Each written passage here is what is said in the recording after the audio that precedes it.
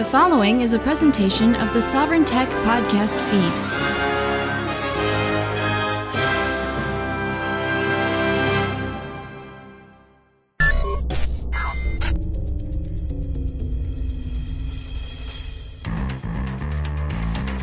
Ready for your weekly tech fix? Want to know how technology sets us free?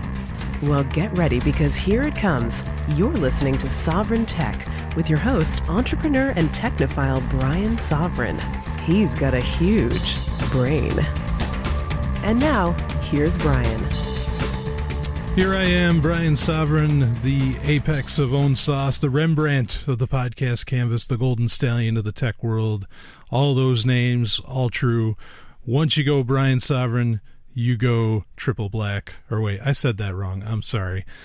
I had a listener send that. I had a listener suggest that. He said that the idea was that oh, wow. Now I can't remember. Black. What's that? I had to turn my mic on. Yeah. Once you go triple black, you never go back. It was different than that. Oh, well, that's okay. Anyway, thank you, my lovely and hyper-intelligent producer. Bye-bye. That was great. But I think it was is once you go Brian Sovryn, you go triple black, something like that. Anyway, it was great. But here for another great episode of Sovryn Tech. And I want to, before I get right into it, I want to mention a couple things. One of the things is that I've made some changes to the SovrynTech.com webpage, and one of those changes is there are to the right side of the page, you'll see some links, and there's a link that goes to LRN.FM, which we were kindly picked up on, and is getting played all around the world now. On a regular basis. So that's great. And so there's a link to how to get to that. There's also a link about the studio, which shows you just what exactly, what equipment is being used to be recorded. Fortunately, this is all being provided kindly by, again, the lovely and hyper-intelligent producer of the show, Stephanie Murphy, in her studio. And so you can see how that's all done and how, what exactly makes Brian Sovryn's voice sound so great. And you can find out right there. There's also, and this is kind of important, now, Sovryn Tech, as a show itself, it doesn't take donations of any kind. Not monetary donations of any kind anyway.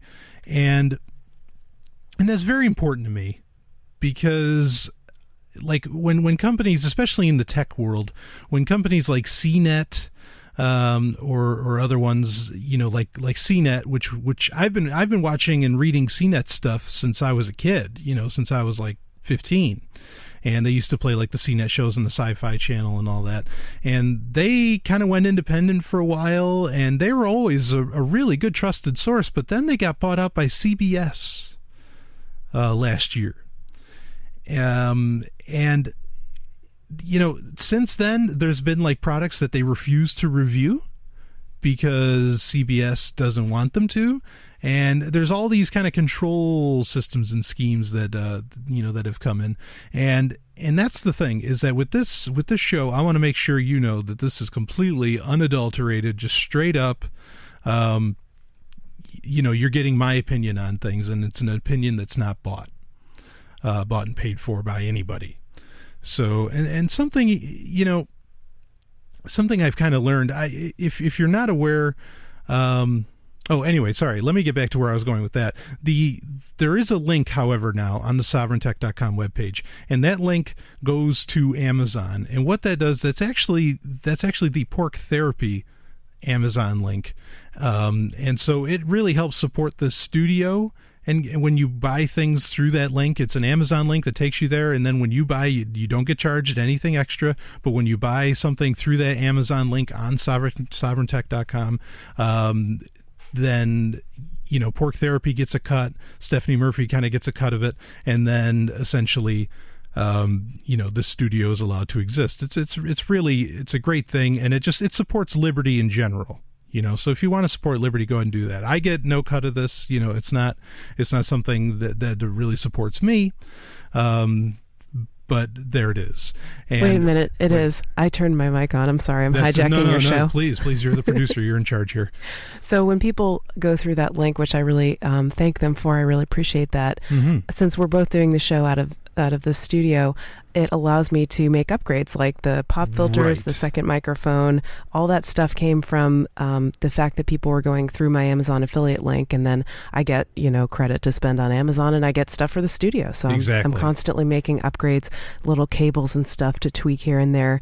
And an equipment wears out, we want to upgrade, we want to make sure our travel setup is okay. So all that's it all goes back to support the studio, and that really is, I think, supporting your show. Maybe not directly, but it enables you to do a better quality show and keep the quality coming as well. That is the truth. Yeah, thank you for pointing that out. That is absolutely true. And who doesn't love it to keep the quality coming? Oh yeah, always keep it coming. Exactly. Coming is, the quality coming. That's great. Yeah.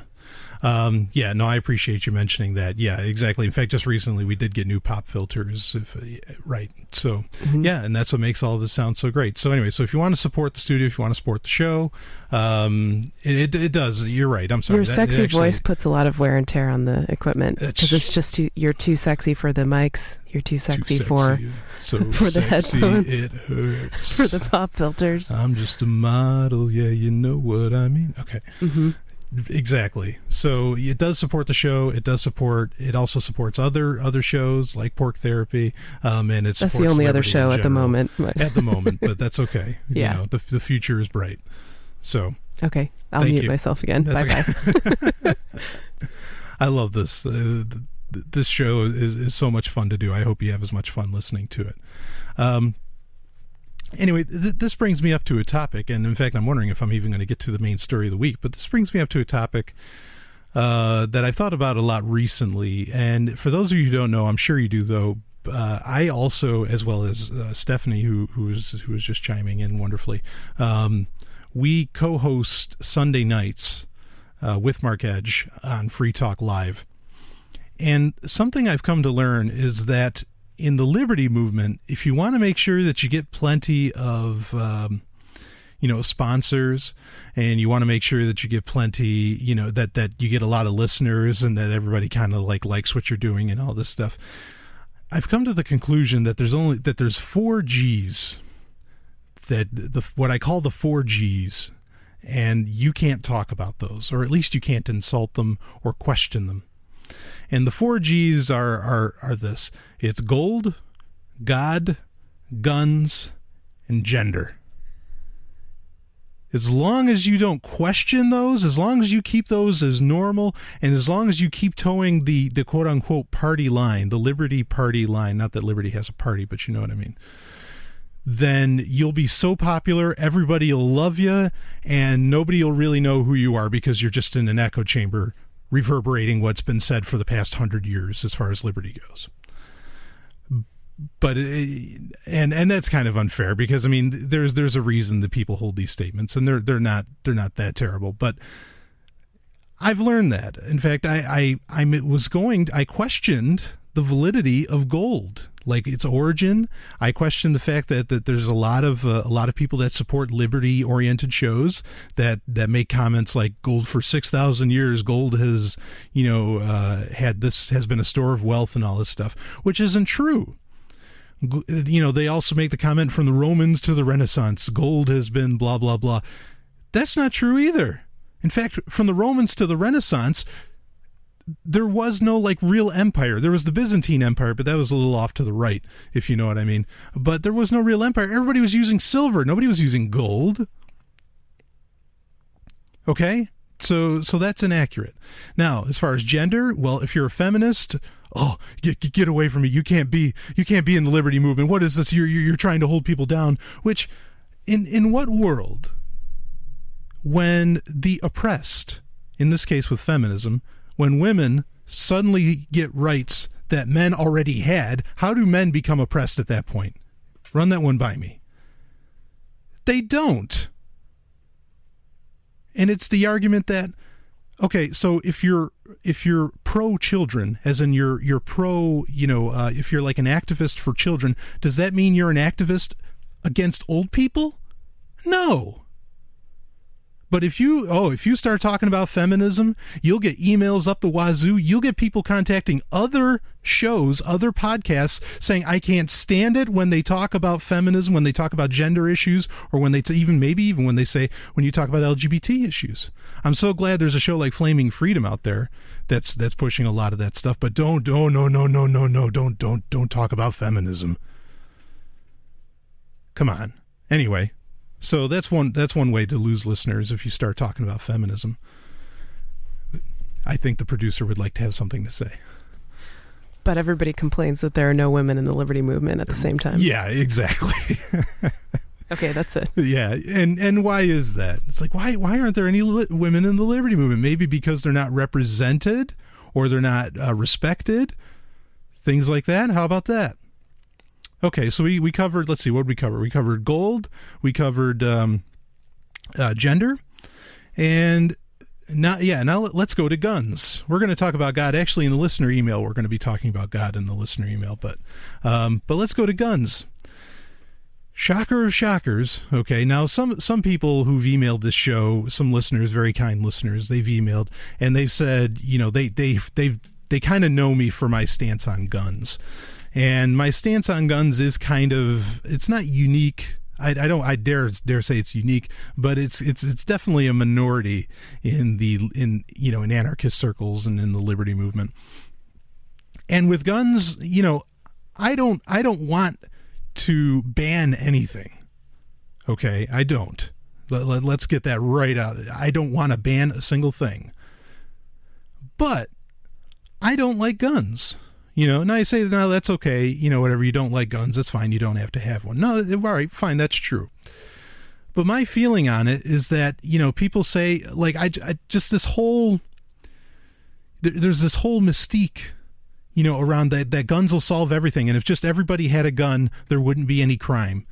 And that gets touted throughout liberty-oriented media, and all around. I mean, it's constantly said, and I think honestly, maybe that's true. Maybe that is how it would work. But think about that for a second. If everybody has a gun, and everybody acts nice just because they're scared that they're going to get shot in the head if they just do something wrong, how is that free? That's not free. That's fear. That's a society based on fear. That's no better than the threat of hell, saying that, all your actions have the punishment of death. And, which, okay, in reality, yes, your actions can eventually have the punishment of death. Death is an actual consequence that exists. But why exacerbate it? Why push it? Yeah, one of the bottom lines that I've always felt was a tenet of anarchy or voluntarism was that people are good. They're naturally good, and you just got to let them be good and stop telling them that they're constantly bad, because that's what the government does. If people are naturally good, then why are we arming ourselves to the teeth? Do you see what I'm saying? I could go more into the gun thing. Maybe in a future episode I'll talk about that more. And you can email me and you can ask me questions about it, and then I'll address it by your demand in the listener email section. But I think this whole notion that somehow guns make society great, or that it makes it peaceful, I have some serious questions about that. Yeah. Anyway, let's go on to the fourth G, shall we? Now, the fourth G is God. And it seems like if you insult religion, you'll get flooded with emails, you'll get flooded with phone calls, you'll get, blah, blah, blah, blah, blah. How can you're persecuting me, you're doing this, you're doing that. And no, there's people who say that, well, you can be a voluntarist. Now, if you're not sure what a voluntarist is, I imagine you're listening to the show. But if voluntarism isn't just another word for anarchy, at least it should be. It was a word that was devised by a guy named Karl Wagner, I believe. And one of the tenets of Karl Wagner's definition of creating the word is that you don't vote. Interestingly, a lot of voluntarists vote. Whatever.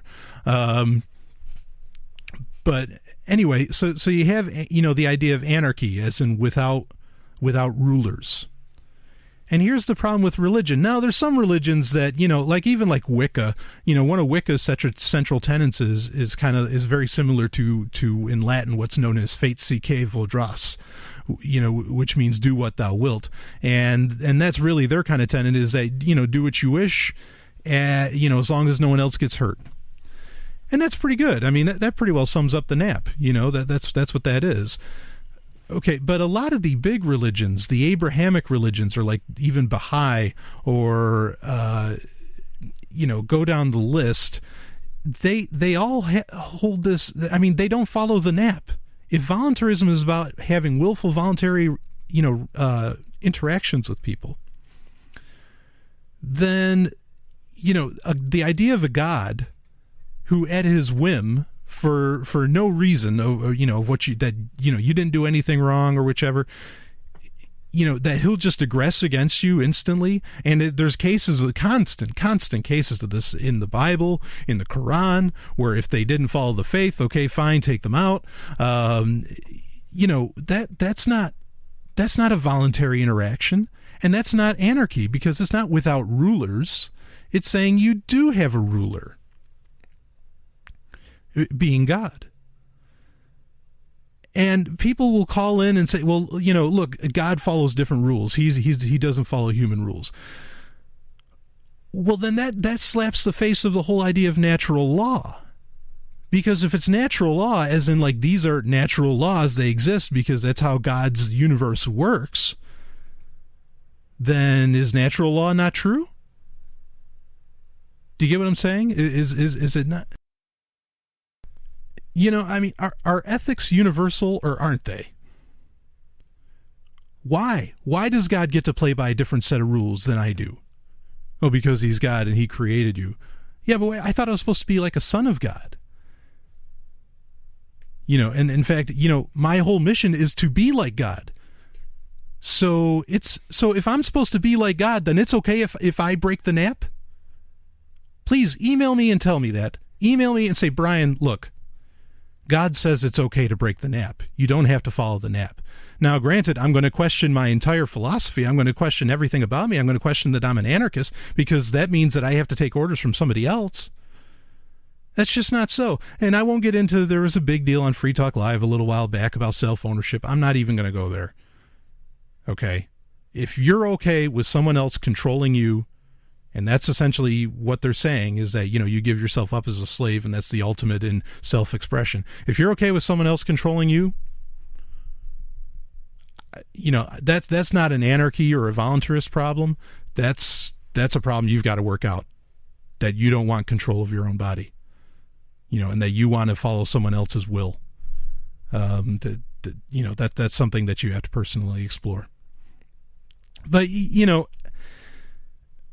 what I bring up a case a lot of times with religion, and this is just one of many, but one of them being the walls, the story of Jericho, okay, where God, the Moses, or not Moses, at this point it's actually just Joshua. Moses has died, and they're going into Canaan, they're going into the promised land, the land of milk and honey. They're trying to get to Jerusalem, and God says, okay, you need to take out Jericho, which was this huge city. Archaeological evidence has completely proven since the 1950s that by archaeological study, it was an isolationist city. Okay? So all you Ron Paul lovers, you should be like, yeah, I want to be part of Jericho, because they didn't go out and attack. They just built up the biggest wall they could to make sure no one could come into their city, and the gates were not made to have an army go out. They did not go out and attack people. That's my point. That's what archaeology has proven. But they were in the promised land. They were in the right place at the wrong time, and God wanted his people there, the Israelites. And so God, had them march around the walls of Jericho and, blow horns for like 2 weeks or whatever, and everything just, then eventually the walls crumbled down. And they killed everybody, except for, like, I think one family, if I remember correctly. They killed everyone in Jericho. Why? Please email me. What is the grand reason? Someone said to me the other day on Free Talk Live, they said, well, it was because they found out because they were sacrificing children. And Abraham didn't sacrifice his son? Or at least he wasn't going to? Or he was going to. Isaac was marked for death. It took an angel to come down and hold Abraham's hand, quote unquote, if all this stuff was true. No, there are no reasons to do what happened in the Old Testament. And the Old Testament, the Torah, it applies not just to Christians, not just to Jews. It also applies to Islamists. And people do these mental gymnastics all the time, and these like verbal gymnastics to explain away why God does terrible things. Why aren't they statists? Why don't they do the mental gymnastics for the state? Well, yeah, we had to drone that guy. The ethics are universal. Morality is universal. A is A, existence exists.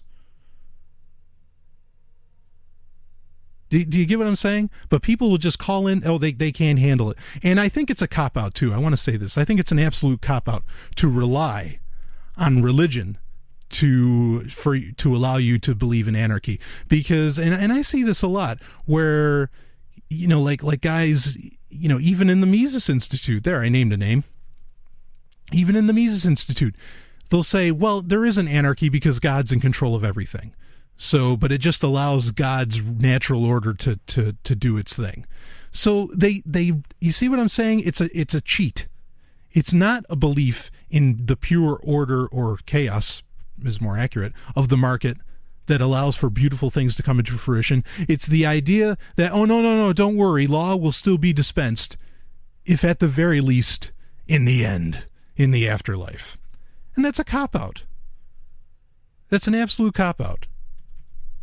No, let's really believe, for the first time perhaps in history, that human beings are good, and that they want peace, and that violence is not natural, and that we can show it to them without the threat of punishment. How about that?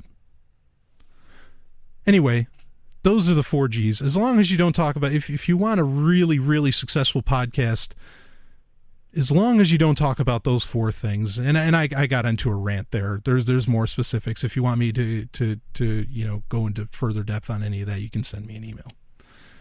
But those are the 4 Gs. If you as long as you don't argue those, don't argue against them or question them, you will be the most popular guy in the liberty movement. I guarantee you, everybody will just love you. But is that a good thing? I'll leave that to you. This is Brian Sovryn. We'll be back with more.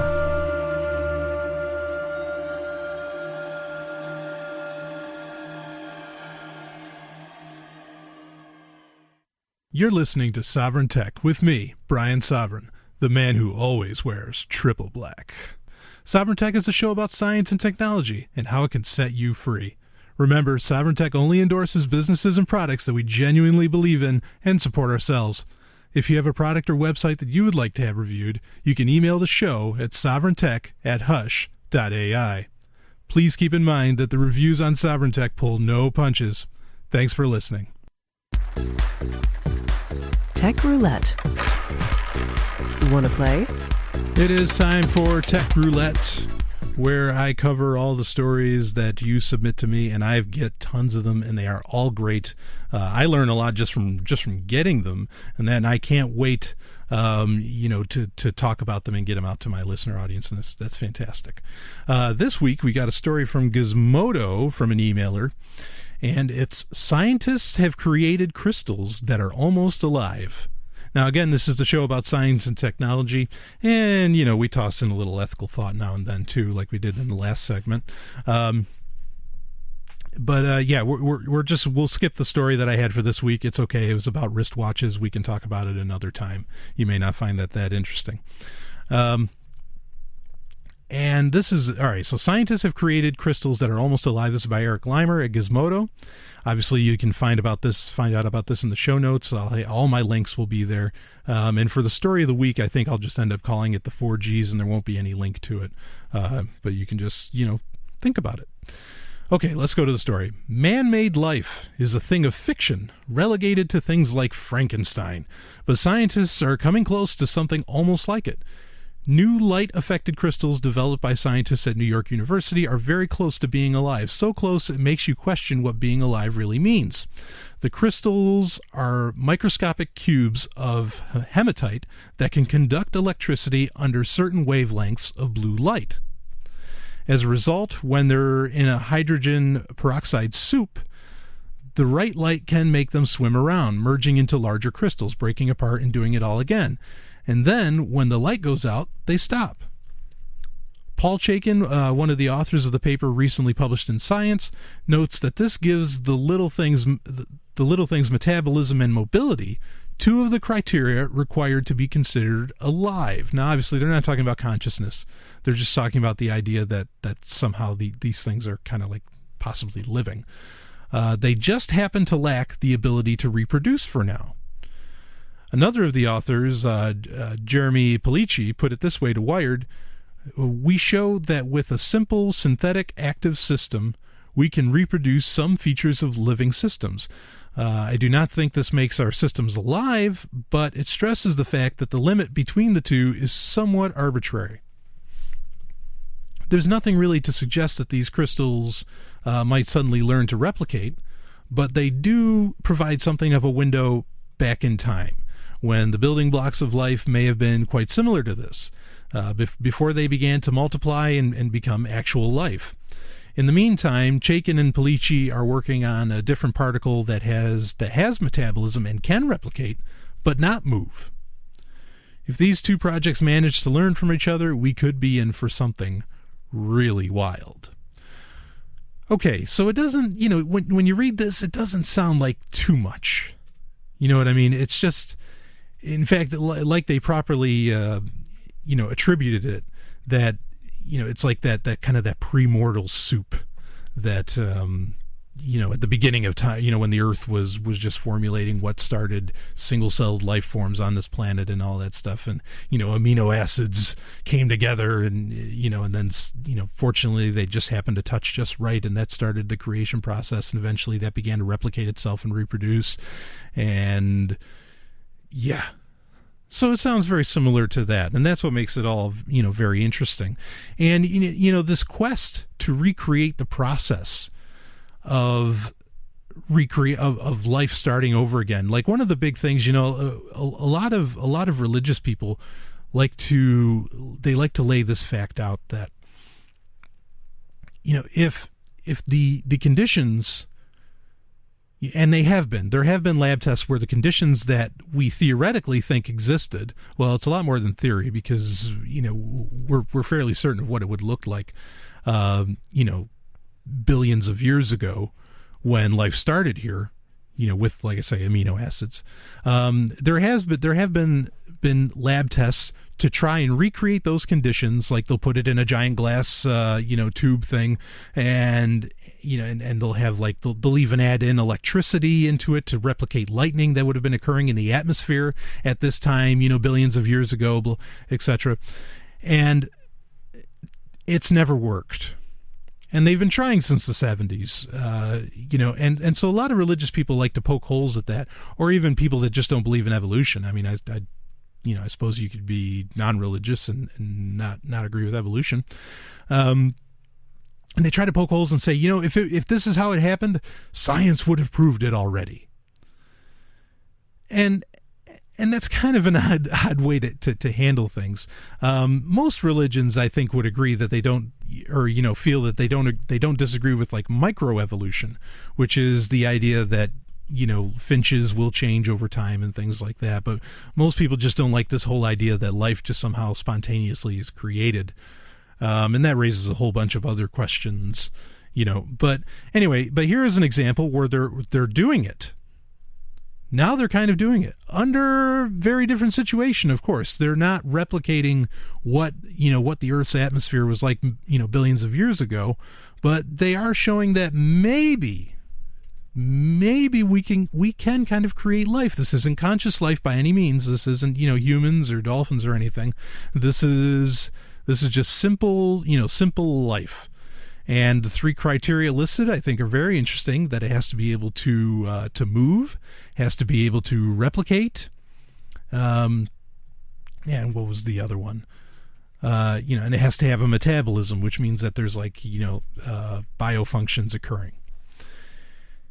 And that's pretty cool. And I wish them the best of luck, and I hope that they're able to do. They said the next lab tests that they want to do is to see if they can make something that has metabolism and can reproduce. So, it's raising the question, what is life? Again, this has nothing to do with consciousness at all. This is just simply, plants are, technically alive. And so it's just questioning that whole thing. What is alive? And it's totally recognizing that it's artificial. But I think it's an interesting thing. And, where can we go with this? I don't know. What is I suppose that's a very interesting question, is what do you do with artificial, or not artificial, but what do you do with, how would we phrase that? Artificially created life? It's not artificial like an android or something, or like an automaton, but, in that it's kind of organic and it's life. What do you do with that? And here's kind of the exciting thing for me. I tout on this show quite a few times. There's actually an ad for it that plays later on in the show. There's a show called Babylon 5. And in that, there is a race called the Vorlons, who they actually grow their ships, their starships. And a lot of their technology is actually living technology, as in it's organic, and maybe it even to some degree has instincts. And I wonder if that's kind of the start of that, of organic, organic technology that's produced by living things. And I suppose there's ethical questions to ask about that. One of the big things that a lot of people go into, and this is a story I want to talk about in the future on Sovryn Tech, was the New York Times had this crazy article. Well, not crazy. They had this really wild editorial contest where they're asking, tell us, give us the justification for eating meat. And a lot of people wrote in about it. And I'm a meat eater. I'm on the Paleolithic diet, and it's the question, is it ethical to hurt an animal so that you can live? Is it ethical to kill an animal so that you can live? And I don't think there were a whole lot of, really the question itself was kind of rigged, because it really was putting the burden of proof on humans, on meat eaters, and it didn't put the burden of proof on, explain to have the vegetarian explain things. And, it's a tough one, because eating meat is an instinct. It's a choice to be a vegetarian. It's a choice to be a vegan. As to where a human to eat meat, it's just, your body's just designed, to do it. And anyway, that's a story we'll talk about in the future. But, if we can create simulated life, essentially, or not simulated because it's real. This is like a really, this has such deep implications. It's very difficult to find the exacting words that I want to use to how to describe this. But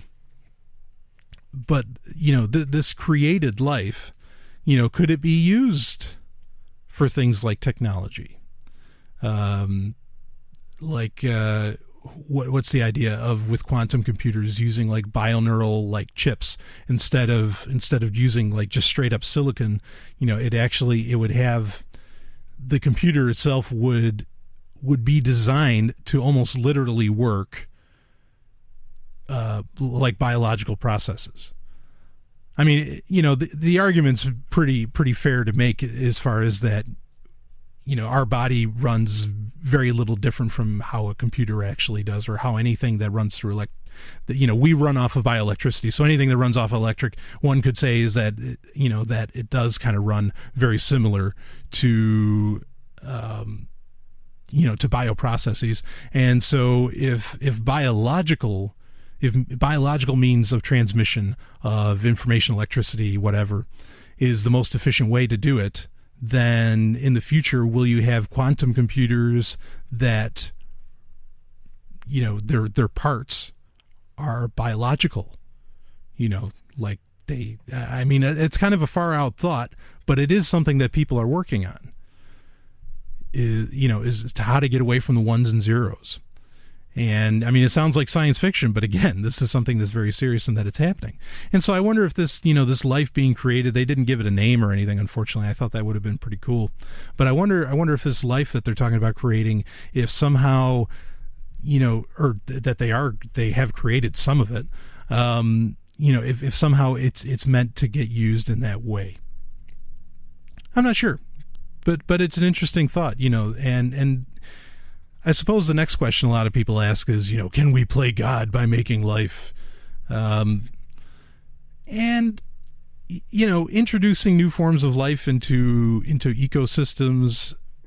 Yeah, this raises a whole lot of questions, but it is very exciting.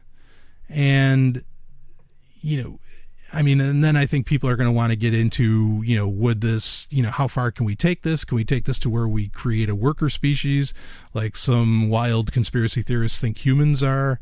I think it's we're way too far ahead to really even to have serious discussions about that. We can fancy about it, here on Sovryn Tech, but that is really, really far down the line as far as what to even do with that, because again, if the life doesn't have like pain receptors, then are you actually hurting something?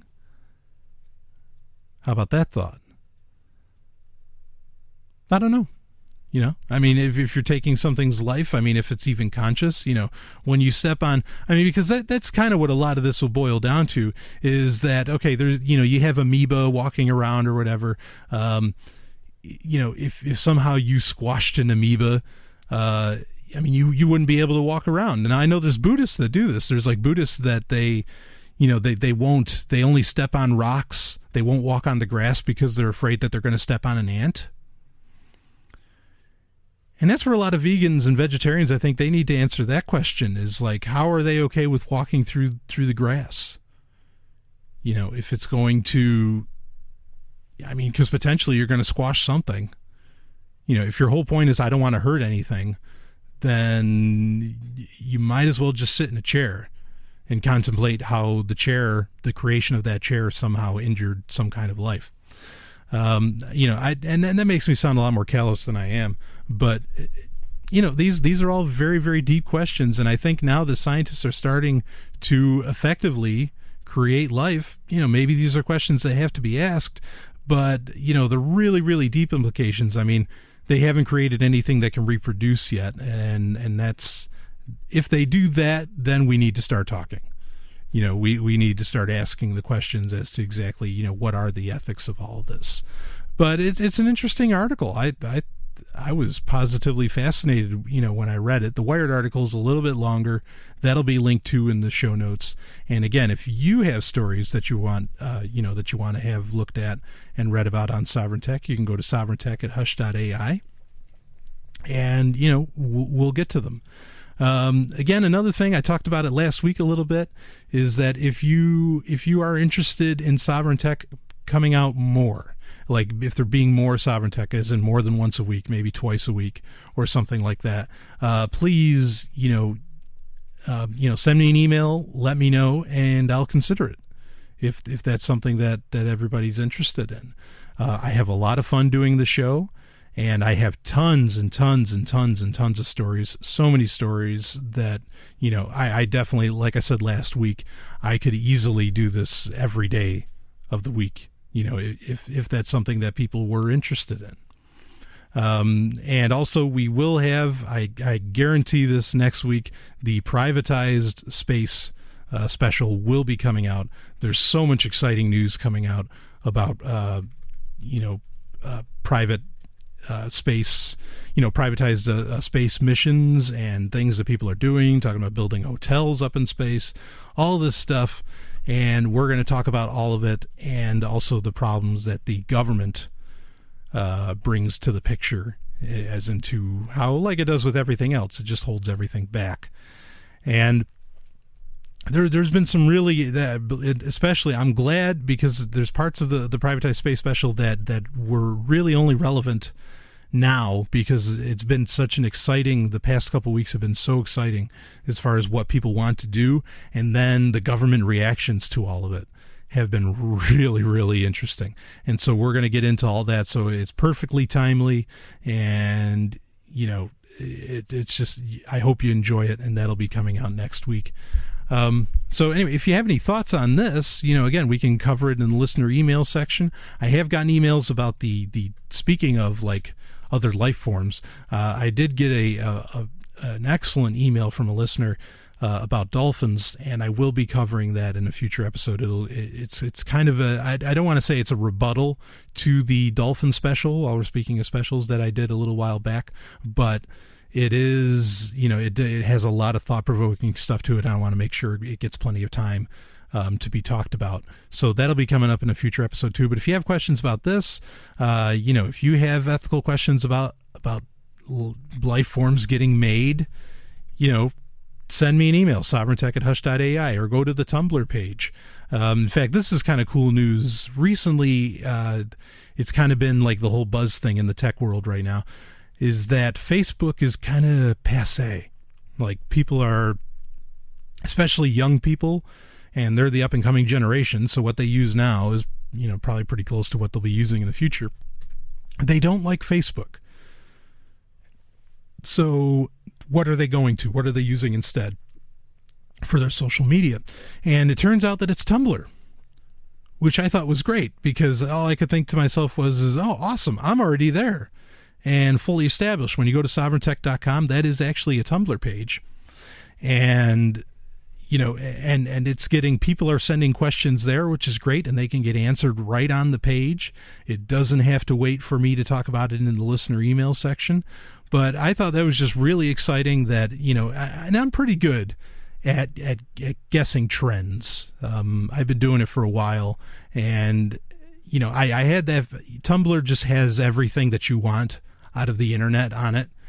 Or at least it could hub it very well, much better than like Facebook or even, unfortunately, Google Plus can. And so we're already there, SovrynTech.com. Go check it out, and I'll be back with more in just a moment. This is Brian Sovryn.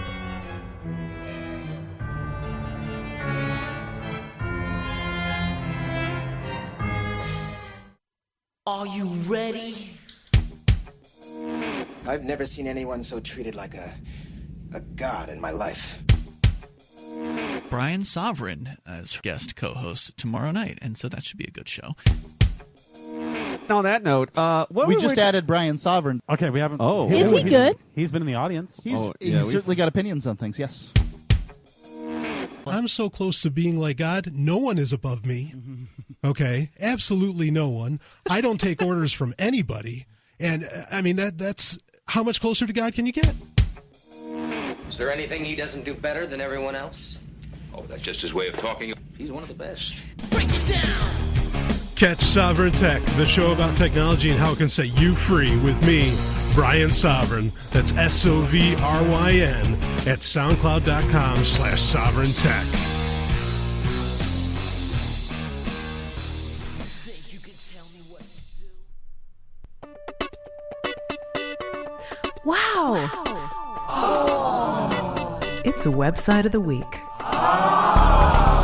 It is Website of the Week, where I cover, the interesting websites or things relative per se on the internet. And I have, again, this is something, like I said in the last segment, I have tons of these. So, there's the internet is seemingly endless. And so there'll always be a wonderful website of the week to go over. Or maybe on the flip side to criticize. But anyway, this is great. This is relative to two websites, but it's a petition. It's actually a petition that I think is very, very important. And it's a petition towards Facebook and Google Plus. And what it is, it's by Victor Leberick, and he...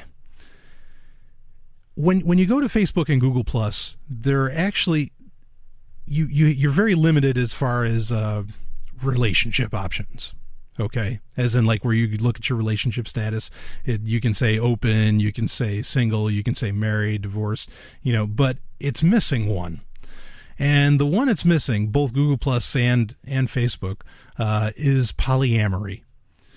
And if you're not sure what polyamory is, I recommend checking out the Wikipedia page on it. That gives a great breakdown. But polyamory is the idea that you can love more than one person, fully love them, at the same time.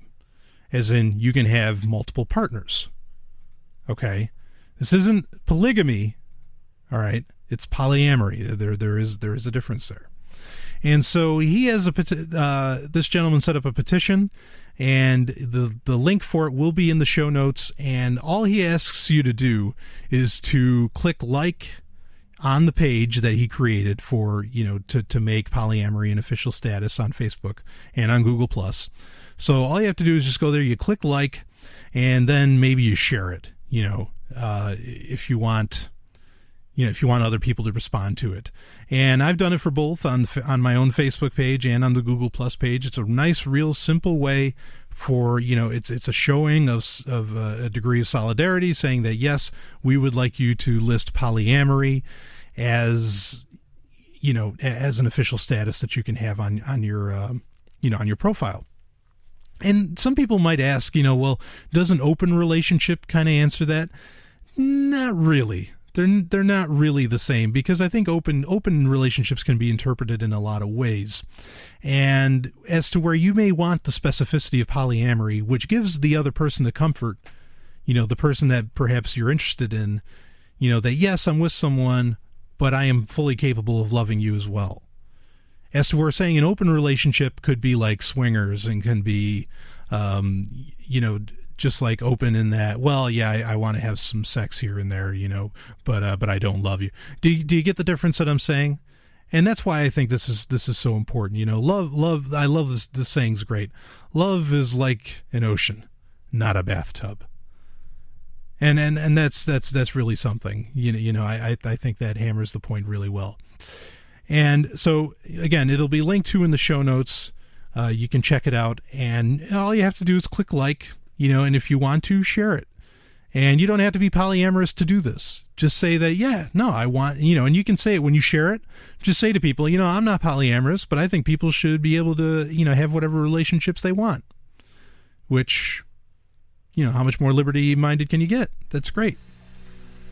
So check it out. Again, it'll be linked to in the show notes. And I'll be back with some more Sovryn Tech. This is Brian Sovryn.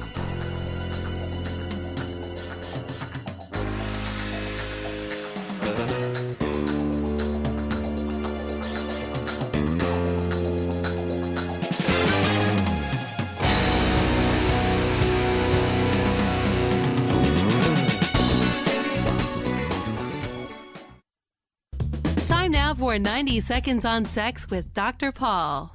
Priapism is an erection that lasts for at least 4 hours and isn't the result of sexual stimulation.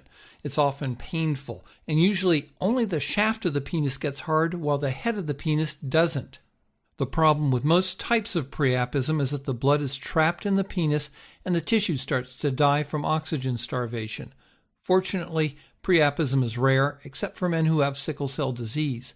Now, the list of things that can cause priapism is about 3 penises long, including sickle cell anemia and other blood disorders, injectable erection drugs, anticoagulants, antidepressants, spider bites, recreational drugs, taking male hormones, an extensive list of neurological disorders, and even getting a penis tattoo. Now, treatment options range from injections to surgery. There is a second type of priapism that's even more rare, but isn't as bad.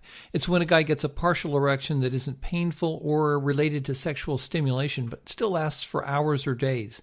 Fortunately, the blood continues to circulate in the penis, so tissue isn't damaged. This type of priapism might result from an injury to the penis. Now, if you ever have an erection that lasts for 4 hours and isn't from sexual stimulation, why not err on the side of caution and contact a healthcare provider? For more, visit 90secondsonsex.com.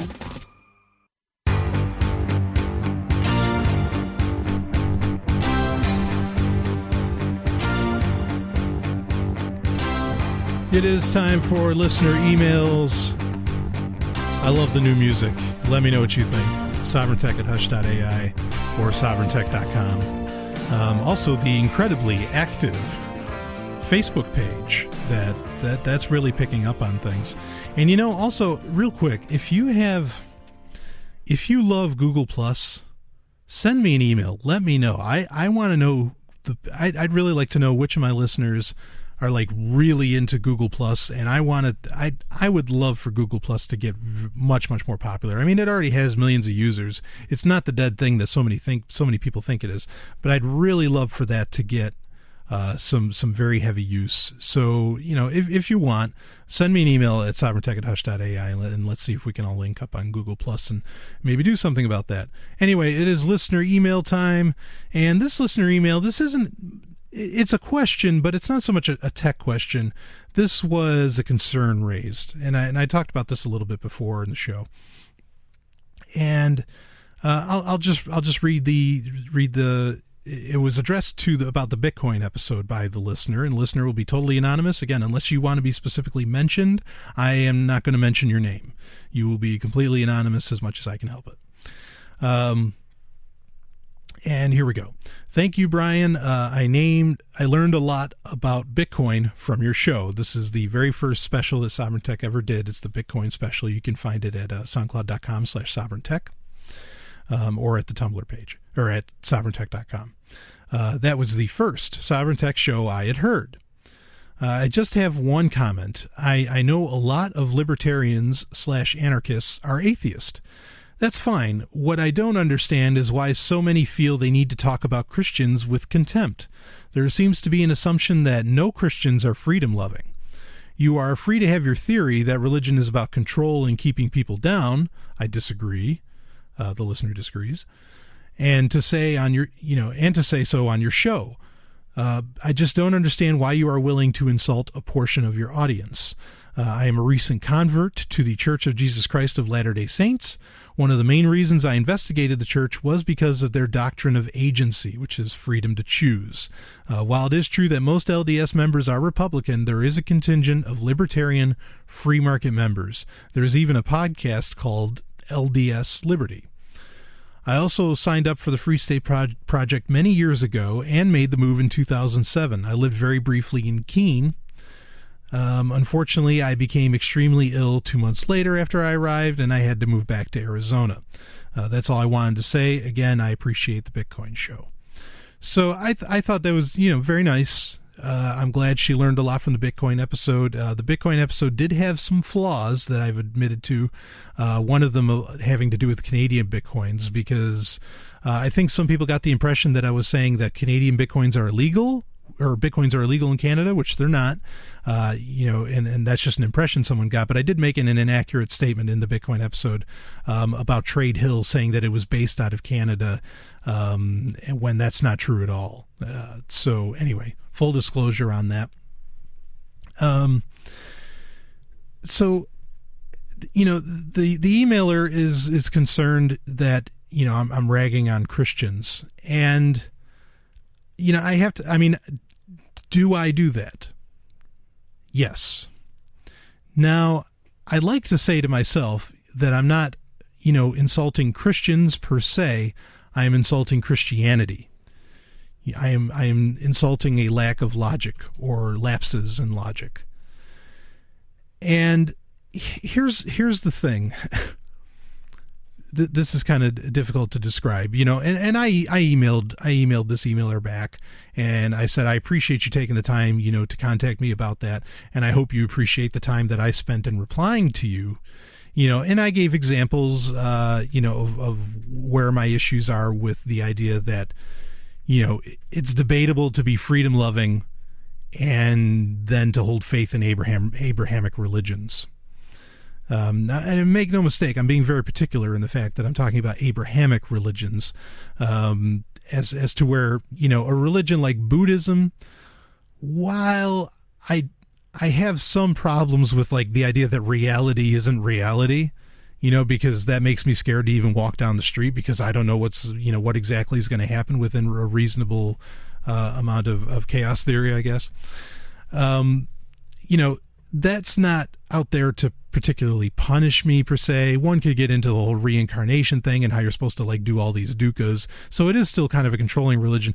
But the Abrahamic religions in particular are all about punishment and doing things, you need to do this or you're going to burn in hell, or you need to do this or, you're not going to live eternally, and that if you don't follow God, you're not good. It doesn't matter if you're actually like doing everything right ethically. If you don't accept Christ, you're in trouble. And all that, I do think that stands against freedom loving. Now, what'll happen is, and what may happen with this episode here, is I'll get more emails of people saying, well, I only believe, particularly from Christians, that'll be saying, well, I don't believe in the Old Testament. I don't believe in the writings of Paul. I just believe in the writings of Christ. And here's my problem with that. Okay, that's fine. Now, I actually have a copy of what's known as the Jefferson Bible, and that's where Thomas Jefferson, he did his own translation of the Bible. Intriguingly, he used Latin, Greek, and then of course, like the English version at the time, like the Geneva Bible, and he used French, which is kind of odd, as in what else are you going to get out of French?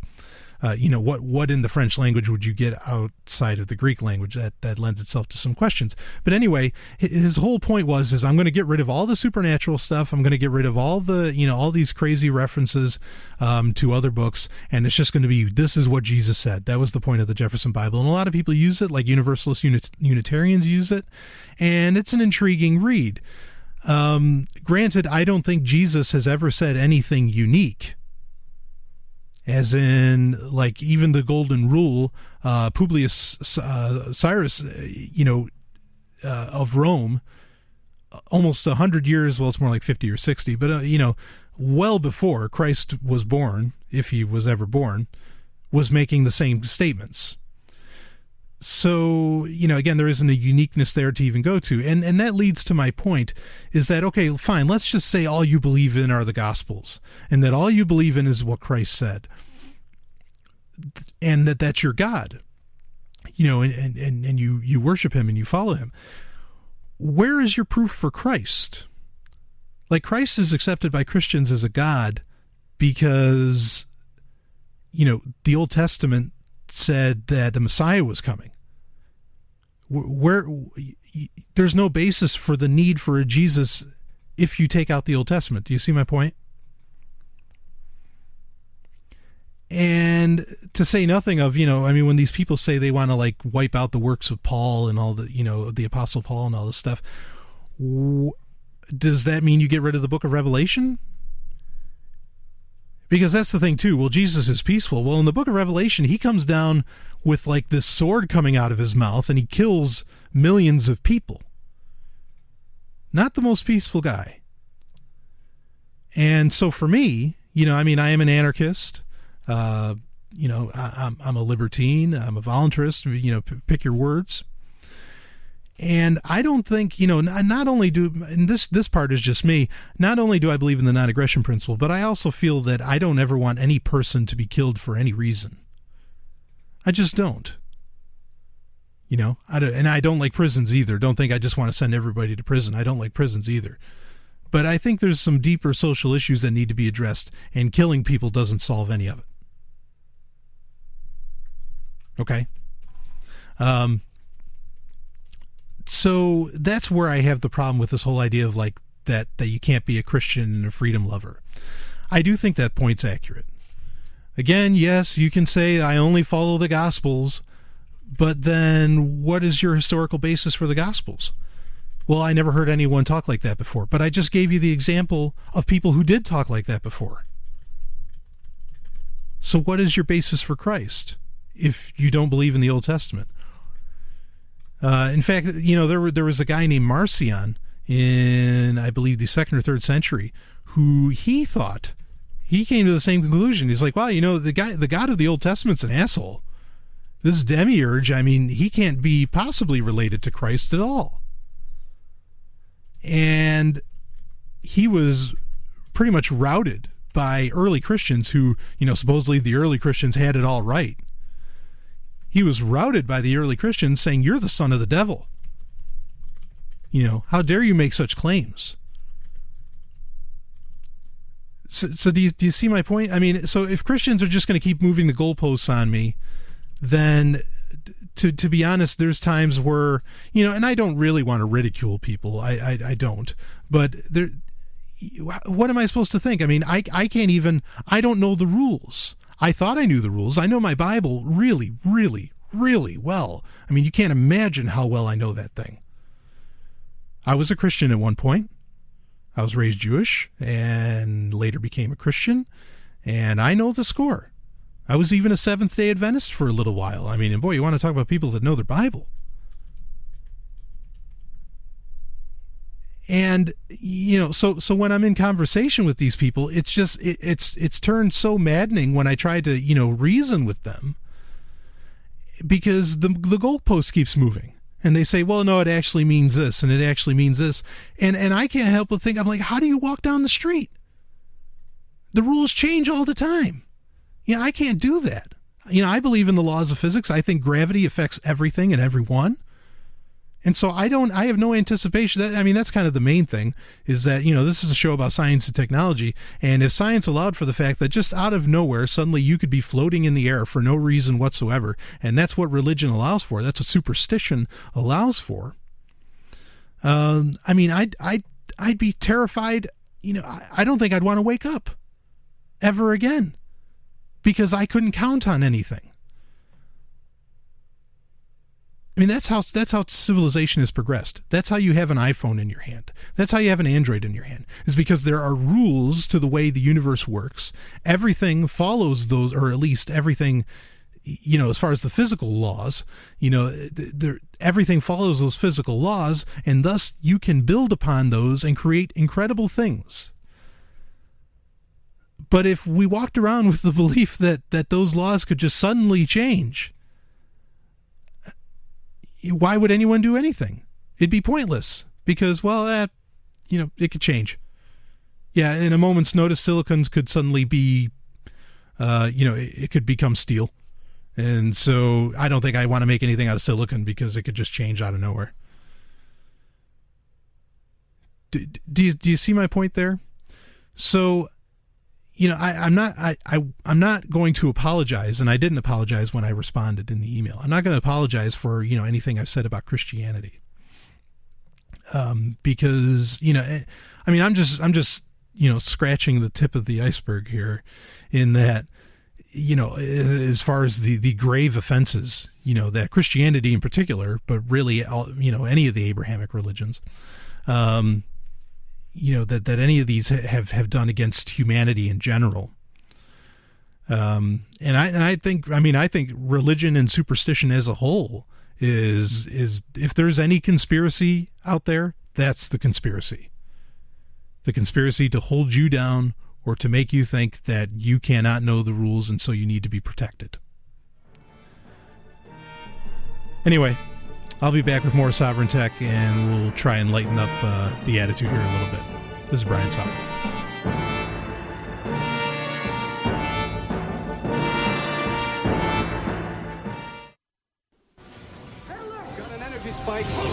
Launch. In the third age of mankind, an age plagued by an evil empire that seeks to destroy humanity, it is our last, best hope for peace.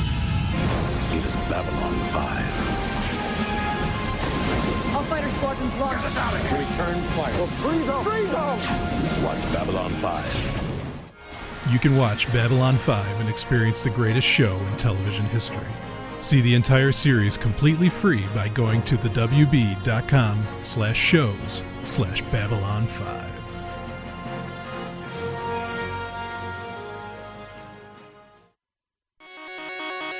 Software of the Week.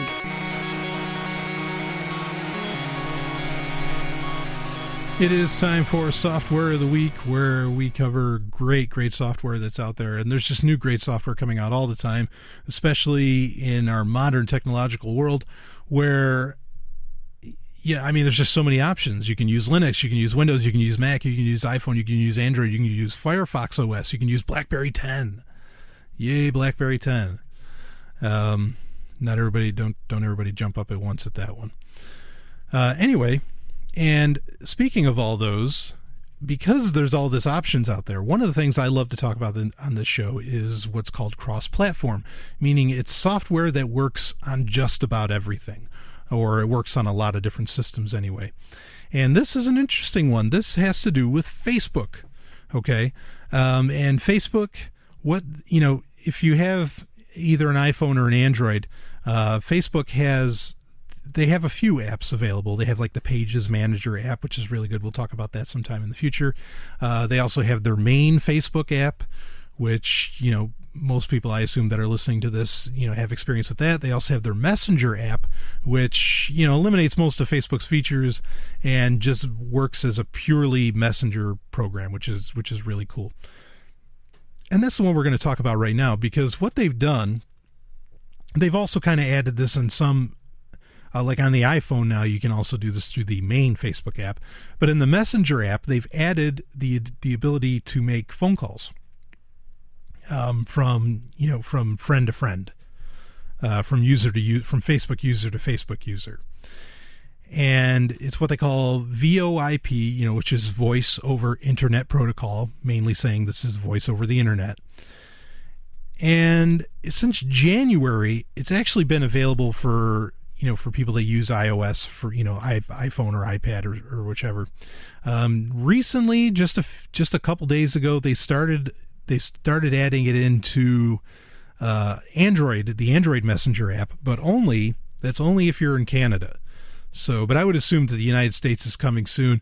As far as for the, using it for Apple, they've made sure that it's only going to work in Canada and the United States. I think India might be picking up on it too. Or no, I'm sorry. In India, what happened was that they actually made the Messenger app, the Facebook Messenger app, this is really cool, to where you don't have to have an actual Facebook account, but you can use the Messenger app and you can log into Messenger, pretty anonymously actually, and just use it as a text messaging program. You don't have to use it for Facebook at all. It can just be used as a text messaging program.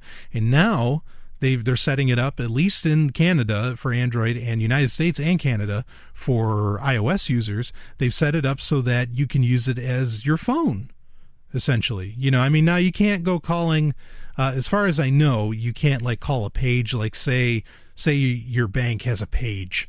You can't call the Bank of America page and talk to somebody at Bank of America, but you can call your friends, which, I think that's what most people, want to do, is they want to talk to their friends if they're into, talking on the phone. I'm not such a huge fan of talking on the phone, but, to each their own. And I just thought this was really cool and a really competitive move, especially because this works on everything. The Messenger app, I think you can even get the Messenger app to go on Ubuntu, which is a Linux distribution. And yeah, that's really that's definitely happening, where there's this blurring of the lines between what's a computer, what's a phone, what's a tablet. And it's they're all just turning into one machine, and all of them kind of do the same thing, which I think is really, really cool. But this is great. So now you can actually call your friends if you want to. No one has to give out phone numbers or anything or email addresses. You can just call each other. So check out the Messenger app, and I imagine in the next few days it'll be released for the United States. And, and if you think it works, if it worked out well for you, send me an email, sovereigntech@hush.ai. I'll be back with more in just a minute. What does freedom mean? Tune in to LRN.FM to find out. LRN.FM is the Liberty Radio Network, a collection of live talk radio and podcasts, all coming from a principled pro-liberty perspective. LRN.FM show hosts aren't left, right, or conspiracy kooks. You can tune in 24/7 to LRN.FM via your phone, computer, satellite, and more. Listen free anytime at LRN.FM. That's LRN.FM. Again! Stop playing those video games! Just a minute, Mom. Game Talk. It is time for Game Talk, my favorite part of the show. And this week, we've got kind of an editorial from Kotaku by Jason Schreier, which I thought was really good. It's a little old. It's from October 2012, but I think it raises some interesting points. Not necessarily, these aren't like points that have anything to do with freedom per se, but it's just, it's good stuff. And so let's just jump right in. And the article is called, "You Can Keep Your Big Open Worlds. I Want a JRPG." Now, a JRPG, for those who don't know, it's a Japanese RPG, and meaning it has a specific style. A JRPG has it's very often very linear, and it has a set story, and that's why it's comparing it to the open worlds, kind of like Grand Theft Auto or Skyrim, where everything's big and you can choose and do what you want. And so it's a response to that sort of thing, and I think this is pretty good, so we'll read it. While in Seattle a few weeks ago for PAX Prime, I went out to dinner with a few game designers and Kotaku colleagues. Somewhere between the sirloin and the bananas flambe, conversation turned to Skyrim. We sat there for a while telling stories about the cool things we'd found in Bethesda's popular role-playing game. We talked about funny glitches, about hidden items, about getting lost in the hills and caves that make up Skyrim's gigantic world. Each of us had experienced things others hadn't. It was illuminating. I can't imagine doing that same thing with a Japanese role-playing game. Can you picture the stories? So then I made my way out of Midgar and hunted down Sephiroth to the Promised Land. Me too, same. When game designers talk about games like Skyrim, they like to talk a lot about something called emergent narrative. In human language, that refers to the story that comes out of your actions within a game. Say you stab the Jarl of Morthal, kill all the guards, run outside, summon your horse, and immediately get killed by a dragon. That's a story. Not a particularly emotional story, but an emergent one, the type you might want to tell your friends about. But the problem with this emergent approach is that it limits what a storyteller can do. Bethesda's scribes could have taken months to write and develop the most interesting character in the world, a flawed hero with a tragic past and an even worse future. They could have written arcs and climaxes and torturous obstacles for that hero, taking her along some sort of crazy journey that changed the way she looked at life. And you might have never met her. You might have killed her. You might have put a bucket on her head and immediately lost all ability to take her seriously. Quite frankly, the biggest obstacle to telling a good story in a video game is you. Don't get me wrong, there are some great moments in Skyrim, great dinner table stories. You'll find interesting books and get betrayed by nasty elves and stumble upon lighthouses haunted by demon centipedes, but the writers were limited by the player's freedom. You can walk away in the middle of a story, go find something else to do or someplace else to go. It's simple to screw with pacing and kill any chance Skyrim might have at achieving emotional resonance. Just go do some quests out of order or make a mess of someone's kitchen while they're telling you about their dead son. Even Skyrim's main plotline, a weighty affair that involves saving the planet from dragons, is relatively thin and hard to care about, mostly because the nature of the game makes it tough to empathize with the characters that inhabit Skyrim's world.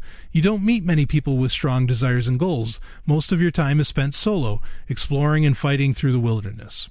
From a ludic perspective, that's ideal. For a storyteller, it's quite the opposite. The Japanese approach, as we've seen in games like Final Fantasy and Chrono Trigger, and just about every other RPG not named Dragon's Dogma, is strikingly different. They don't want you to miss anything. They want you to take you on a meticulously scripted adventure with very little wiggle room. You might not walk away with stories to tell your buddies, but if a JRPG does its job, you'll walk away feeling some sort of powerful connection to the characters. You'll feel their pride as they grow, feel their sorrow as they watch friends and loved ones pass away. You'll connect. This is assuming that everything else is also executed well, of course. If the dialogue is awful, or a character's voice acting hurts your ears, or the music doesn't fit, the story might have different issues achieving emotional resonance. And when JRPG developers have tried experimenting with narrative, the results have not been great. Final Fantasy VI, for example, for the first half of the game, you're basically on a train. You follow one linear path. Characters leave and join your party during scripted moments, and the story takes turns and twists when you don't expect them. It's great. Later, when everything blows up, and you enter the second of Final Fantasy VI's 2 acts, you're granted free reign to explore. You can enter the final dungeon and finish the game whenever you'd like. But first, you can go embark upon side quests, re-recruit old party members, and just generally have your way with the world. To many people, this is when the story falls apart. Instead of engaging you in the quest to stop the psychopathic clown Kefka, Final Fantasy VI then becomes a hodgepodge of different plots and ideas, all fighting for your attention among a desolate landscape of ash and lava. Gone is the ebbing and flowing of a structured story. In its place is an open, disconnected world that feels even more disconnected because you can do things out of order. When you find an old party member, for example, the game won't recognize who else is in your party. There are no tearful reunions or meaningful connections, just generic lines of dialogue. It's a bummer. Now, if you don't mind me way oversimplifying things, let's say there are two main approaches to RPG storytelling. Let's call them linear and non-linear. Linear games turn story into a reward for playing. Non-linear games create story as a result of playing. Both approaches are valid, and each has its own strengths and weaknesses. Your particular preference may vary. It depends why you play games. And as much as I loved Skyrim, as much as I love sitting around the dinner table and sharing travel stories with friends, I prefer linear stories because they're personal, emotional. It's those little things, the moments my stomach lurches as an ally betrays me, trying to hold back tears as my hero has to kill his best friend. I don't mind not having some sort of impact on the outcome of the story, nor do I mind being led along a linear path for 30 or 40 hours of my time, as long as it makes me feel something. Maybe that's why I spend my spare time playing JRPGs. To me, other genres just can't compare. Okay, that's pretty interesting. No, I mean, I only read that just to get you to kind of think about it, but, you got to wonder sometimes, I think the question's great, why do you play games? Okay, and maybe, I remember the first time I played Grand Theft Auto. I played the original Grand Theft Auto, but and Grand Theft Auto 2 and the London missions. Don't worry, I played them all. But anyway, Grand Theft Auto 3. I remember when I first played that, and like the idea that you could just do anything. I've never beaten Grand Theft Auto 3 because I just went around screwing around, and like I put in the cheat codes so that I could get like the flamethrower or something. And I never even bothered with the story, and I think it actually had a pretty good story if I remember correctly. But I went all over the place with it because it was so open-ended. Now, maybe that's what you want out of a game. Maybe that's what you dig. But I think there's something to be said, my own taste is very similar to the person who wrote this editorial, where I want that complete story. I want that connection. I want to feel. I want to I'm playing games not to live. I'm playing games to kind of get away. It is to some degree a form of escapism. This doesn't hold true for sports games and things like that, where it's, it can be fun competition between you and some friends.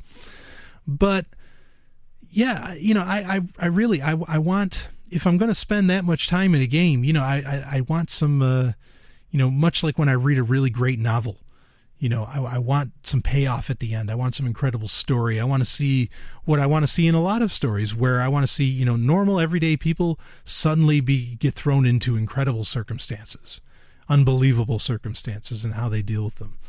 And, again, it's totally a matter of taste, but I think it raises a really, really good question in that, how much are we missing in a genuine, like really good, deep experience,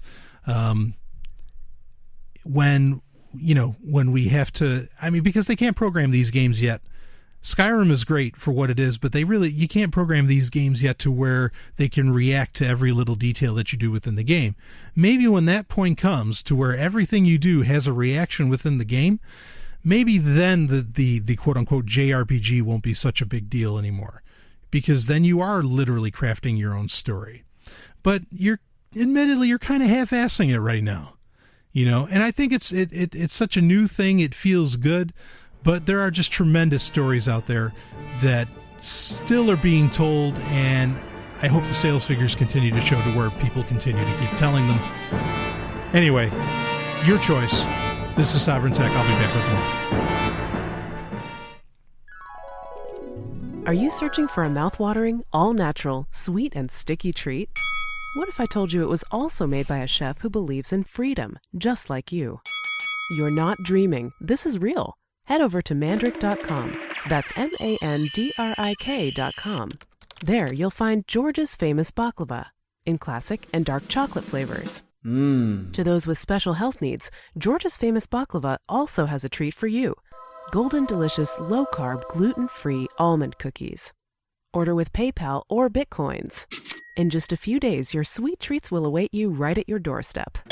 One more time, that's MANDRIK.com for George's famous baklava.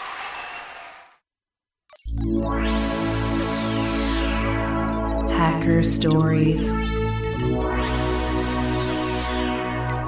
It is time for Hacker Stories, where we talk about some of the real heroes in the world, or at least the renegades, be they white hat, gray hat, black hat. We talk about hackers. And this, since it's now March 2013, last month, February of 2013, was quite the month as far as hacking goes. To say nothing of January was kind of big too. You had stuff happening with Aaron Swartz, and you had Mega, by Kim.com, which was like the reincarnation of reiteration of Mega Upload. That happened, which we're going to talk about Mega Upload in a future story. But February was, whether some companies admitted it right away or later, February was a pretty ugly month for a lot of companies as far as hacking goes. And this story is actually from Lookout.com. We've talked about Lookout.com. It is a security service, and they make apps for Android that I highly recommend. And this is coming from their blog, and they're just doing a nice rundown, which is great because this just shows that this is a company who's concerned with the security of your phone and whatever else, and they clearly pay attention to the world of hacking in what's going on. And so they did this nice write-up, and I thought it was really good. It's called a February Gone Hackuary. I think that's clever. Okay, can you believe it's almost been a year since Breach Week? What's Breach Week? That's when LinkedIn, eHarmony, and Last.fm were victims of hacks that compromised passwords, sending millions of users into password-changing frenzies. February 2013, or what we're dubbing as Hackuary, hasn't been kind to some of the world's most recognizable companies either. The New York Times, Facebook, Apple, Microsoft, and Twitter had security issues that PC antivirus software could not protect against. Here are the details on the hacks and how you can stay protected. The New York Times, this is referencing the one about the New York Times. After reporters concluded an investigation looking into a fortune the Prime Minister Wen Jiabao of China had inherited, Chinese hackers were thirsty for more information. Instead of doing more research, or perhaps even writing the reporters, they decided to infiltrate the New York Times network with 45 pieces of custom malware. Go figure. In doing so, they stole the email passwords of reporters on the Prime Minister's story with the ultimate goal of uncovering their sources. Okay, we'll read all three and then we'll touch on each one individually. The next one is about Facebook, Apple, and Microsoft. All three of these technology juggernauts were attacked by the same hack, mere weeks apart, when company employees visited a site feigning as a software developer tool. Meaning that, well, it explains. Upon doing so, the web page exploited a vulnerability in the Java plugin for browsers to execute its malicious code. These zero-day threats, or hacks that have never appeared in the wild before, could not be stopped by PC antivirus software. The good news is that none of these attacks showed evidence of customer data being taken. And then the last one with Twitter, at Jeep, that's the at symbol, and at Burger King, meaning those, Jeep's and Burger King's official Twitter accounts, were the latest victims here. Their handles tweeted bogus content like being sold to competitors, among other things. Also with Twitter, there was like 250,000 accounts that were hacked into and password. It was a big mess, and I think that was in like January. but a really, really, really big mess. So what can you do to help prevent yourself from falling under the similar circumstances? Change your password and change it often. For smartphones, make sure you have a mobile security app like Lookout installed, which I definitely recommend. And if you're employed, make sure your company has the right security measures in place. We can help with that too. And obviously Lookout's, offering their services, which they're a great company, so I would recommend that. But let's talk about the Facebook one here for a second. And what happened was, again, it was all the same hack, and they had a developer to what it said was is they got employees from those companies, Facebook, Apple, and Microsoft, to go to a site that was pretending to be a software developer tool.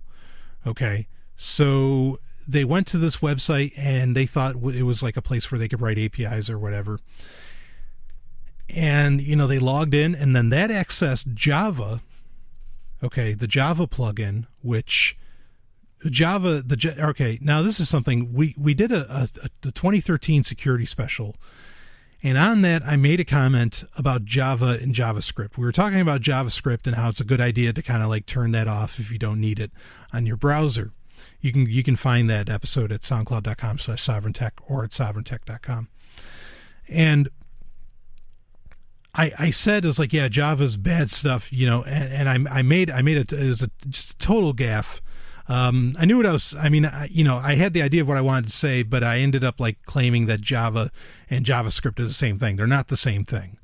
Both equally pretty dangerous, but they're not the same thing. Anyway, the Java plugin is something that comes from, you can go to like java.com and you can download it, and it's used to play games and a whole bunch of other things and to do, a lot of interactive stuff on the internet. And people are constantly warning that the Java plugin, the software, the Java plugin, is just an absolute danger, to your computer. It's just waiting for things to happen. And it updates all the time. They're up to like version 7, if not higher now. And they have to keep updating it like constantly because there's just new stuff all the time. And with this one in particular, with the Facebook hack against it, it was what they called 0-day threats, which means that, they were just totally brand new viruses that nothing could detect. I mean, how can you detect it? You don't know it's a virus. You've never seen it before. So that's what they call a 0-day threat. And fortunately, it seems like nothing happened. But Facebook was really reticent to even admit that they got hacked, in particular. Apple's Apple. They have like this real like snobbish kind of look at things, look on things where they're just like, well, that's how it's all supposed to be. So they don't like to admit that they ever get hacked either. Microsoft takes things a little more seriously. In fact, Microsoft is the only company out of those that actually develops their own, virus programs and their own malware programs, and they're actually pretty good, when they work with Windows. So that's interesting, and I agree with the overall advice of this article is to just change your password often. The Java thing, if you find, maybe, if you want to see if you have the Java plugin installed in your computer, you probably do. The Java software is used on millions of things, not just computers. And if it's there, uninstall it and see maybe you can browse the web without ever using it, and then you don't have to worry about it. Again, the fortunate thing with the Facebook, Apple, and Microsoft hack was that nobody actually lost any of their information. With the New York Times story, the Chinese people, they had some very serious concerns as to, wait a minute, what exactly happened here? Now, I don't think there's like a whole lot of. They said they put malware on their computers to be able to look at their emails, and obviously that's a breach of privacy. I think that all of that could have been handled a whole lot differently. But this just goes to show that, it's a good idea to think about security with your computer, especially if you're doing something. Now, if it's a company like the New York Times should be hiring hackers to work on their security. Okay. But it's a good idea. One of the reasons I cover hacker stories, not just to show the heroes, but also to show just like what they can do.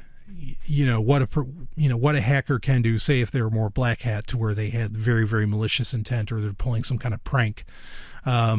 or if they have some kind of political concern, just how they can access your computer. And so it's important to keep that in mind. And if you have a concern, over things, I mean, I'm not really concerned. I mean, if someone hacked into my computer, it is what it is. I mean, I'd like to know, but, I don't have anything on there that's that important.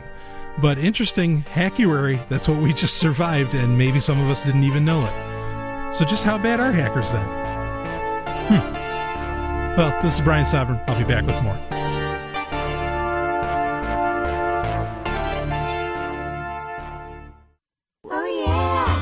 This is Stephanie Murphy, Sovryn Tech producer.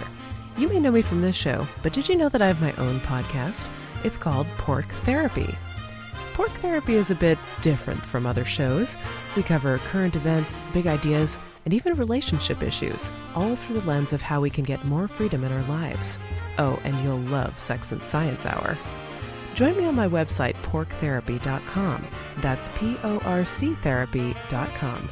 Now back to Sovryn Tech.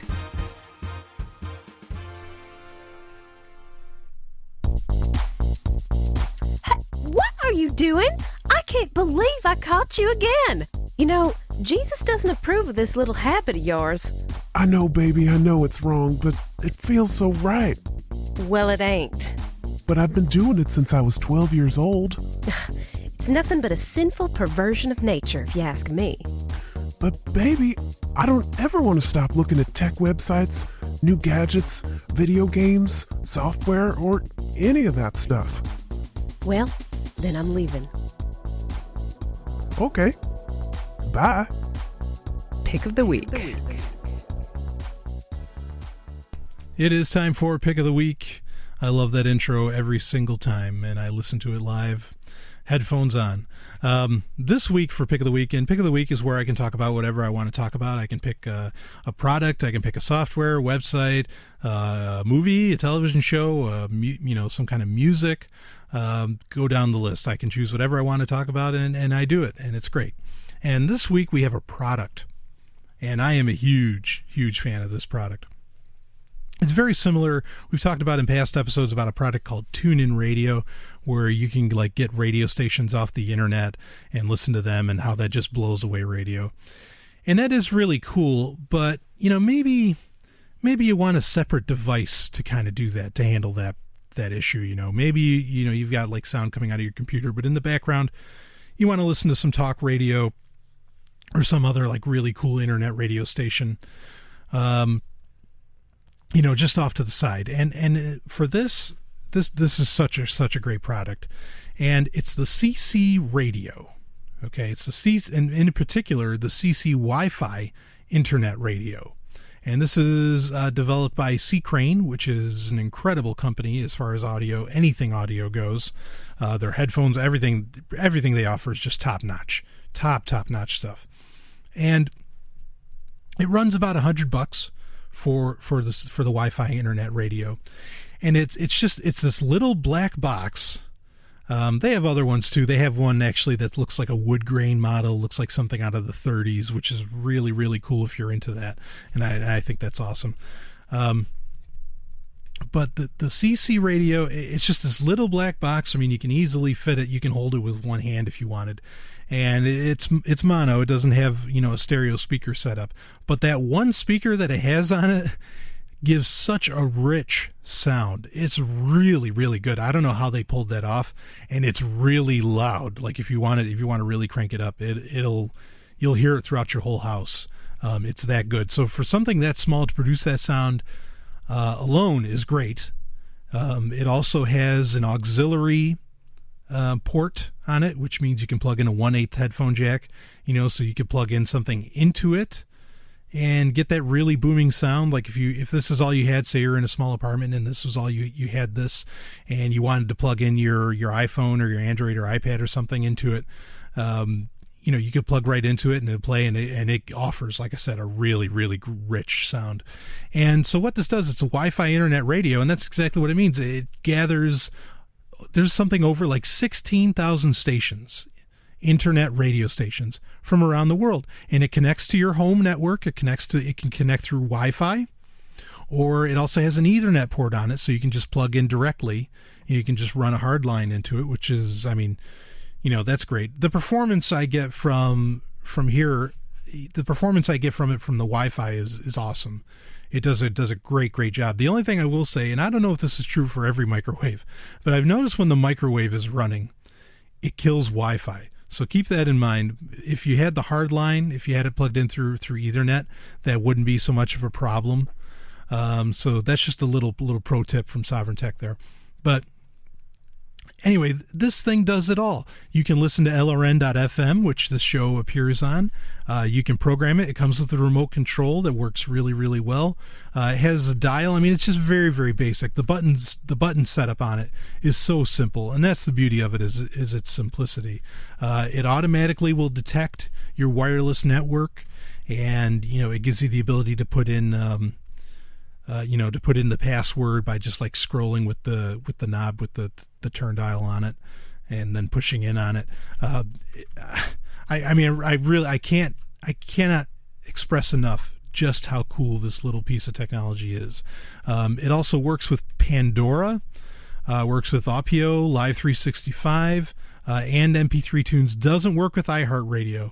At least maybe not yet. They might update it. And that's one of the cool things. One of the interesting things like with that kind of started with Blu-ray players is that now that these devices are connected to the internet, you can update their firmware.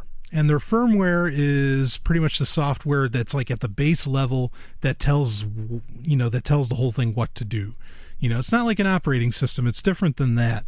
But the firmware is very important, and like devices like this now, they can automatically update their firmware to where they get new features even years down the line, which is great. And I can tell you, I mean, I haven't had the CC radio for too long.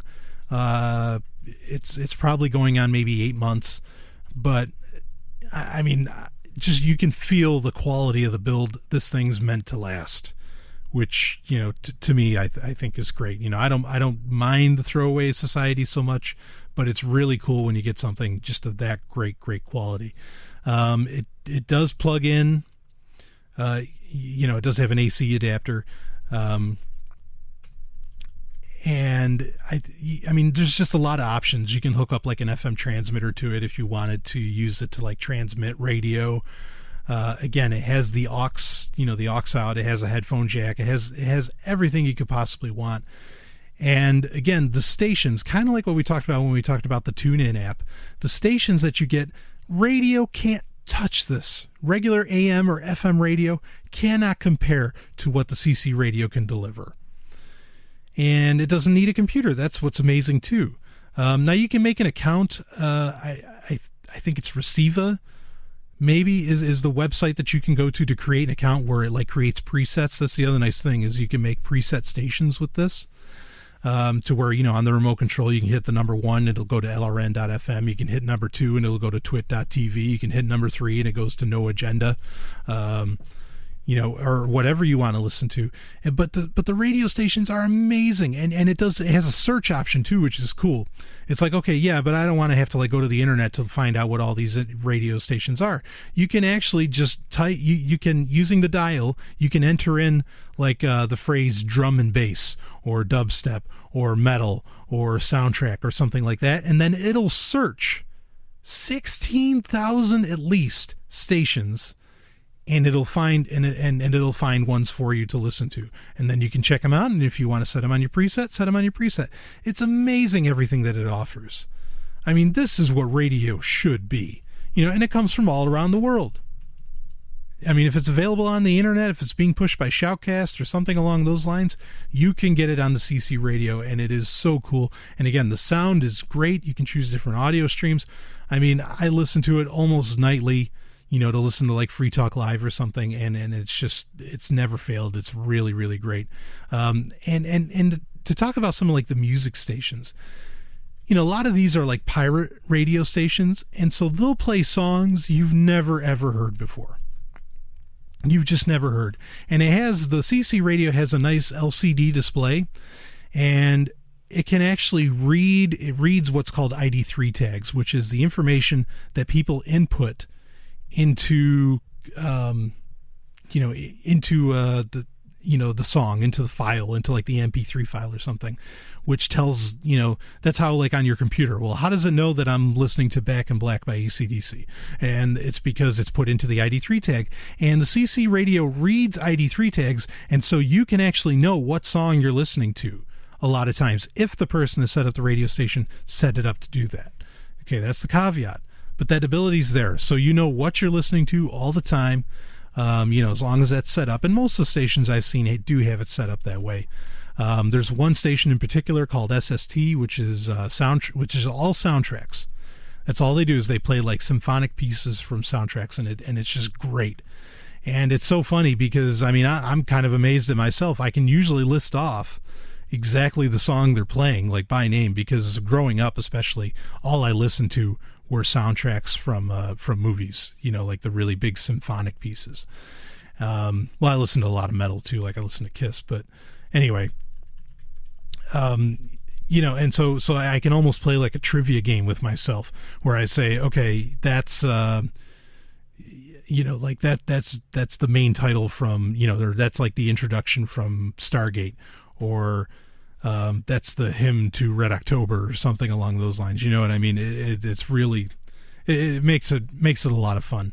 And then, like, you go, when you type in a rock and roll station, into the CC radio, you get rock and roll. You don't get what's force fed off, in the normal AM and FM radio stuff. And that really, this is almost a rebellious act listening to this, because the FCC is not there. The FCC is not controlling the radio. The record companies aren't controlling what's being played. It's like the old saying that, wow, you walk into a radio station and you see they have all this great music, but they never play it. They have all these great CDs or something, that they could be playing, and they're not playing it. And the station manager would say, well, if it's so great, how come they're not topping the charts? What's the answer to that? It's because you're not playing it in the first place, is why it's not topping the charts, and so the CC radio just gets rid of all that authority. So it's almost giving the finger to the FCC, saying, no, I'll listen to what I want to listen to. And it's great technology. You can't beat it. So check that out. I'll link to it in the show notes, the specific product. But if you like that, check out everything else C-Crane has. This is just a top-notch company that I cannot recommend enough for everything they offer, and including the specific stuff that they build. Just really, really cool. And and let me know if you do. Actually, I think there's an old Free Talk Live code where if you use the code FTL during checkout, if you do happen to go buy this, and I think it gives you 10% off. I could be wrong about that, but I think that's still accurate, and you can still use it, because C-Crane used to they used to do ads on Free Talk Live, and that's how I found out about the Wi-Fi radio, and couldn't be happier with its performance.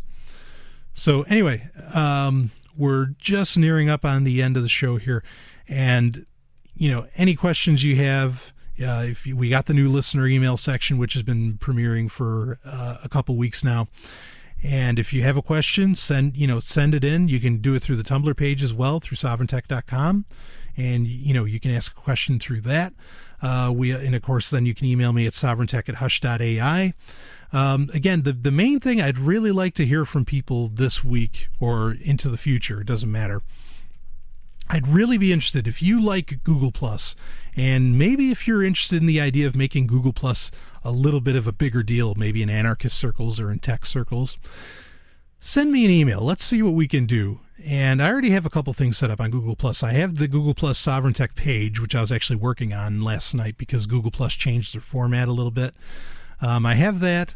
I, of course, Brian Sovryn, am on Google+, and I also have the Sovryn Tech Balnea, which Google+ has these things called communities, which is very similar to Facebook groups, and I have that set up. That's gotten used a little bit, but not nearly as much as I think would be interesting to see how, just how far it could go.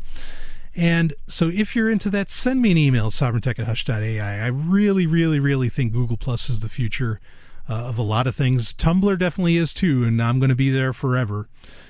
But send me an email. Let's see what we can make happen with that. I wonder. As far as anything else, again, email me, sovryntech@hush.ai. Comments, insults, it doesn't matter. Send them my way. I love getting email, and I get a lot of it, and I read every one. It's great. So, also, we're going to see about getting some more guests on the show. Some various names that I've been starting to email, and maybe getting a little more penetration in the show. Yeehaw, penetration! This is Brian Sovryn. You've been listening to Sovryn Tech. I'll see you next week. This has been Sovryn Tech. Visit us at sovryntech.tumblr.com. That's SOVRYN tech.tumblr.com. There you can connect with us, see more of what you've heard on today's show, and catch our podcast feed. Sovryn Tech is open source. We encourage you to share. Later, nerds.